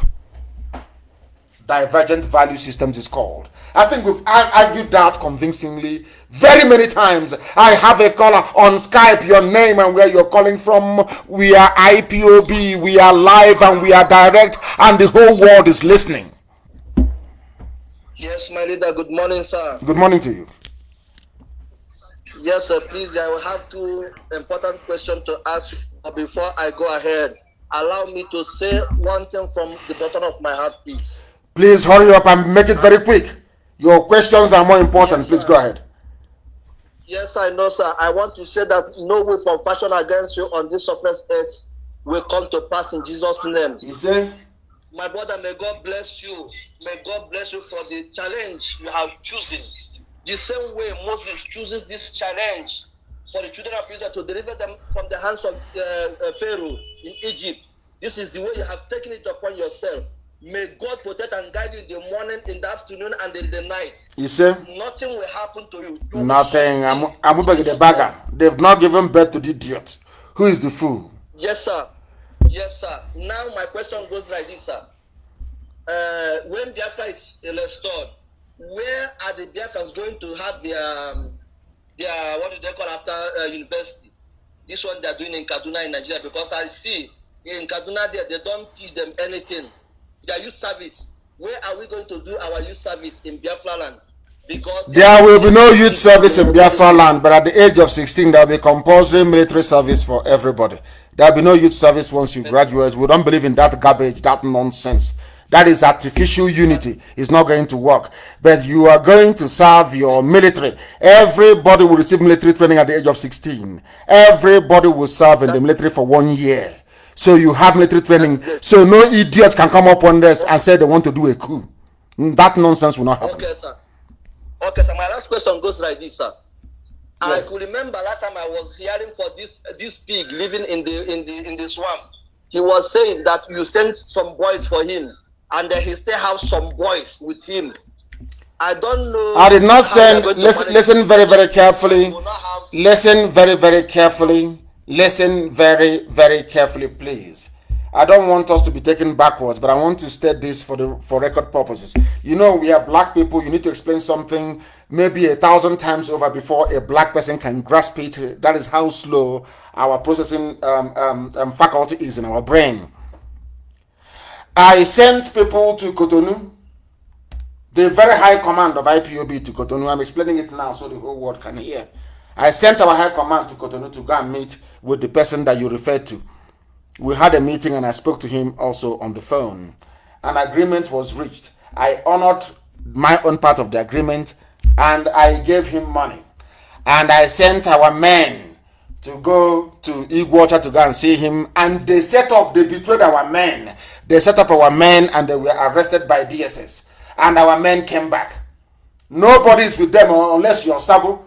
What saboteurs and baby traitors what baby saboteurs and traitors are doing is that they start their nonsense. They collect money from the zoo or from a politician. They start their rubbish. I know one that a politician in Anambra bought a laptop bought him mobile phone, gave him some money, and he started work. The same way that they're doing today. And when the idiot felt that our people was upset and looking for him, the idiot ran to the place that you're talking about and sought refuge there. And today they are washing plates and doing all manner of nonsense for their master and their Lord in this case. Nobody is with them. Nobody, no human being is with them. The day we rise up, the whole world will know. As I keep saying, people say, oh, do this underneath. Don't announce it. I said, no.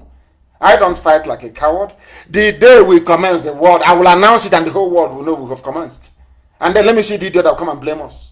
And I'll ask them, where are the Fulanis? That is why I want all of you to spend time. Go to Twitter. I've been warning you. Everybody must go to Twitter. Go to Twitter so we can tell the whole world. Because Facebook is suppressing and repressing. So that is why we must do what we are doing. I don't respond to gossip, and you must know that. I don't respond to it. What I do is I ignore the idiots for people to have whatever views or opinion they may have or they may wish to have in their skull. That is entirely their business. As for us, our job is to restore Biafra, and that's exactly what we are doing. That is exactly what we are doing. We are live and we are direct, and the time now is approximately, should I say 6 minutes to 9. 6 minutes to 9. I'm taking calls mostly from Skype. IPOB2020@outlook.com. If you don't have Skype, then I'm sorry, but that's why we're taking calls this morning, because a lot of people are clogging up our main line. Is too much. Over 4,000 missed calls. It's unbelievable. The caller on the line, can you hear me, please? I have a caller on Skype. Can you hear me? No. They are not paying attention. They are not paying attention. I'm sure they will keep calling and calling and calling and calling, but they do not pay attention.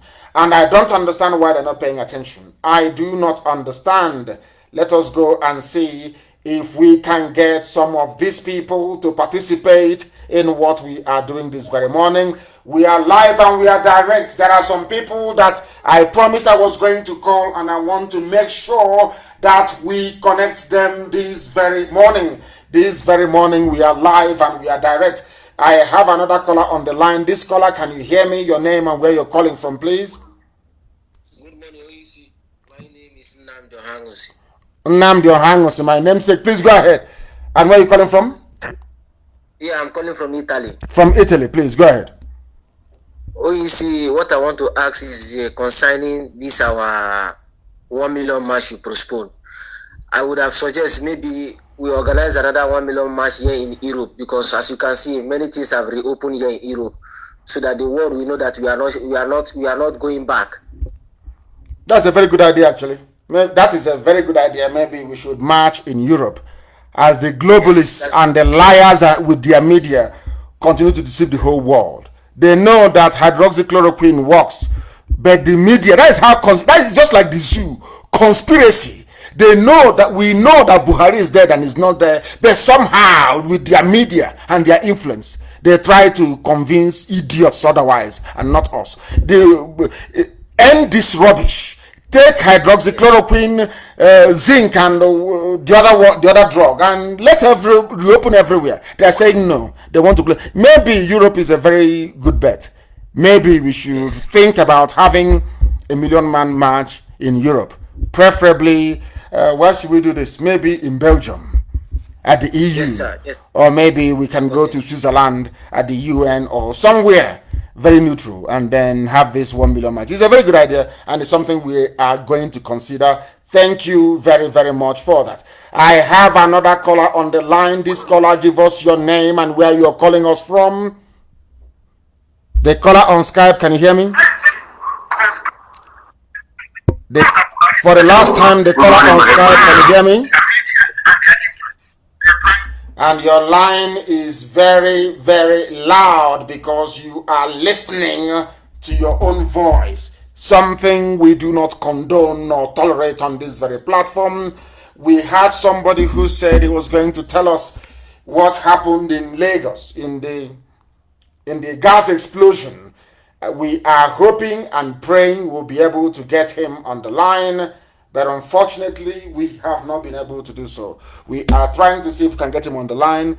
I have not been able to do so, to see if we can get a perspective as to the Fulani explosions in Lagos that they are calling gas explosion. I don't know what is wrong with this generation. They are so confused and they love lying so much. They love to lie so much. I don't know why that is the case. I do not understand why that is the case. People are calling us all over the place, and our lines are so jammed. It's untrue. Jammed. My unbelievable. God in heaven. God in heaven. The calls are too much. Calls are too much. Let's take this very call. I have a caller on the line. Please give us your name and where you're calling from, please. For the last time. My goodness, they don't listen. On this UG, black people, we never ever listen. We never ever listen. I don't understand. I have no idea why we don't reason, why we don't listen. I said, when you call us, make sure that all your lines are down. Make sure that you turn down your system. They don't listen. They don't. This UG. Hey, the caller on Skype, can you hear me? Please, your name and where you are calling from, if you may, please. My leader, you have just get another new child last week. Wonderful. That is wonderful. That is wonderful. From Iceland. IPOB have just been registered in Iceland. That is in Iceland. That is wonderful. Iceland. We took our oath last week, Saturday. Wonderful. Wonderful. Wonderful. So we have now been recognized as an existing entity in Iceland. Is that correct? Yeah, we have not yet registered, but we just started an oath. We are processing for the registration. Okay, you have started a family in Iceland. Is that correct? Yes, sir. Wonderful. That is family, great. sir. That is wonderful. That is great. Absolutely amazing. That is wonderful. Thank you very, very much. Thank you. Thank you. Please, it's a very wonderful news. That is to tell them that those who said, who joined their Zoo masters to be saying that IPOB is a terrorist movement. And I have written a letter to the aeroplane tunnel asking him why the tag of terrorism cannot be lifted on IPOB, considering that we have been begging them. We are the ones taking them to court, begging them for over 2 years. Come to court and explain why IPOB is a terrorist group. They have not come. Appeal for 2.5 years because they know what they are running from. I thank you very much, and this brand new family in Iceland, I salute all of you very much. I salute all of you very, very much. Thank you for this. I am very, very glad that we are making progress. We are making immense progress. Somebody is in the zoo. Let us call them and see if we can get them to give us a perspective as to what happened. I have somebody by the name Pastor Jack who is on the line. Can you tell us what is happening in Ajawa State, where we understand our people, or should I say a significant number of our people are living in Lagos? Please go ahead. Thank you. Good morning, my leader. My name is Pastor Jack Chigozie. I'm calling from Lagos. Concerning the incident that happened at Imua Muhammad Street, Ajawa Estate, we visited that scene. The incident actually occurred on the 28th by 7 p.m. specifically. Although we went to that place to find out what actually happened. The woman selling, there's a woman selling wedding gas. She sells wedding gas, covered and oil. So we went to that place to actually uncover what happened. So this woman happens that this woman has been selling all through the day, but exactly 7 p.m. she closed her business and about going home. Yes. So two persons came demanding they want to buy gas. So the woman said no, she has closed. She's not actually going to open the shop anymore. But they begged her. But before I proceed, the two persons, one is Anafa and the other person that came with him. So they actually begged the woman. The woman said, okay, her daughter should attend to them while she do another thing. Other people who are also working their shop were within. But none of them can actually say what triggered that explosion, because if you look at the explosion, the way it went off, it looks similar to what happened to Abu Lado. Because nobody, even the people in that vicinity that we are not harmed, because actually 6 persons died on that spot. They are far. And the person he came with, the woman, the daughter, a tailor person there, and one other person. That 6 persons died. Many people were wounded. So all the people that didn't sustain injury that are a little bit far away from that incident, nobody could actually explain what ignited the fire that caused the explosion. But the way we see from the things we see, this woman have been there over years or most, doing that business without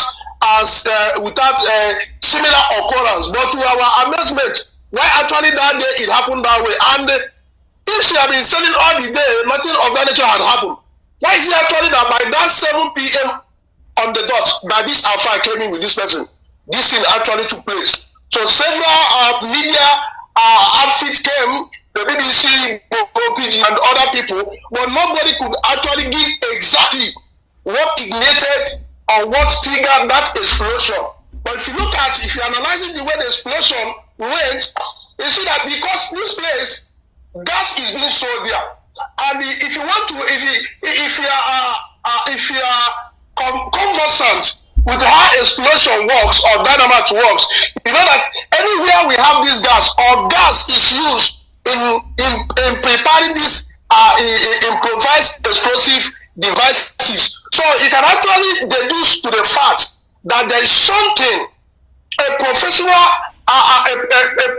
has actually designed this thing and to explode this particular thing at exactly that hour, that wee hour. That is estate, yes, just like Festac and other places, many Igbo people are living in that estate, and there are other people as well that have their shop. We also have school close to that place, but the school, because of coronavirus, is not on session. So this is what actually happened in that place, my leader. Thank you very much. And so in your opinion, it is not a gas explosion, although they used a gas premises to disguise it to look like one. It is not gas explosion. Is that correct? Exactly. That is from my analysis. That is what I said, because initially some people were telling people that it was a cooking gas. Other people say different thing, or to have to get to that saying. We actually look at the whole thing. We look at the whole thing and say this person have been selling this thing over the years, and people have been buying and seeing.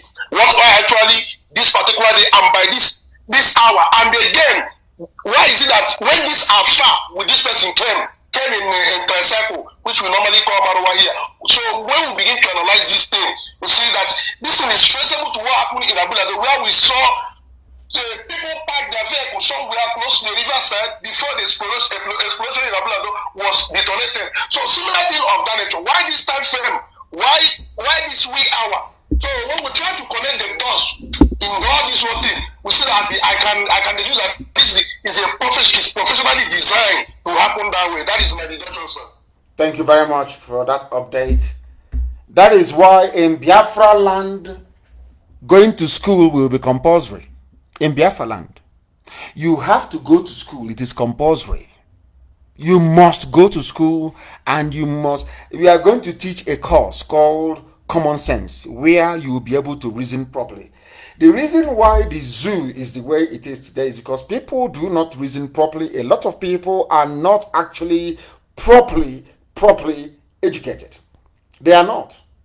They are not. They are not. Unbelievable. They don't investigate. They don't have forensics. Nobody can go to a bomb site to say this was actually what happened. These are the materials used. This is what we found. They always send BBC to go there. They'll do what until it's gas. We don't know what we are in for. We have come to the end of our program this very morning. Is only for 2 hours every Friday morning without fail. If something is going to happen for us not to come on air, we shall then inform you. We have come to you this very morning to answer some of your questions, and we shall do same next week Friday as well. But for some of you who couldn't get in, I will try to run a 3-hour program on Sunday, and I will only preach for 2 hours, and I will take out 1 hour to try and answer some of your questions. But do not understand what Sabo people are doing to you, to your psyche.